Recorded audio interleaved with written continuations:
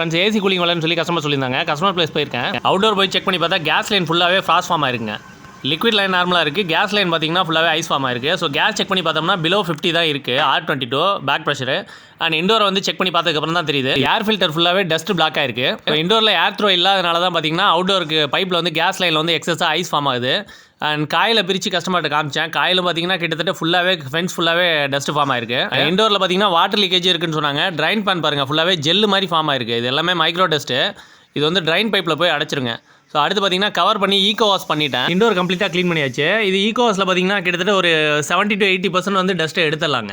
100% முழுசாக எடுக்க முடியாது, ஓரளவு பார்த்தீங்கன்னா க்ளீன் பண்ணிடலாம். அண்ட் ட்ரைன் ட்ரேயும் கம்ப்ளீட்டாக க்ளீன் பண்ணியாச்சு. க்ளீன் பண்ணி ஓஸ் எல்லாத்தையுமே க்ளீன் பண்ணியாச்சு. ஆஃப்டர் சர்வீஸ்க்கு அப்புறம் அவுட்டோரில் செக் பண்ணி பார்த்தா கேஸ் சஃபிஷியண்டாக இருக்குது. 65 PS இருக்குது, R22. அதே போல் கேஸ் லைனில் ஐஸ் ஃபார்மேஷன் எதுவுமே இல்லை, கிளியராக இருக்குது. ஃபைனலாக அவுட்டோரையும் வாட்டர் வாஷ் பண்ணி கொடுத்தாச்சு. நீங்களும் ஏசி யூஸ் பண்ணுறீங்கன்னா அட்லீஸ்ட் இயர்லி ஒன்ஸ் ஆகுது சர்வீஸ் பண்ணிக்கங்க. கூடவே நம்ம சேனலையும் சப்ஸ்கிரைப் பண்ணி வச்சுங்க.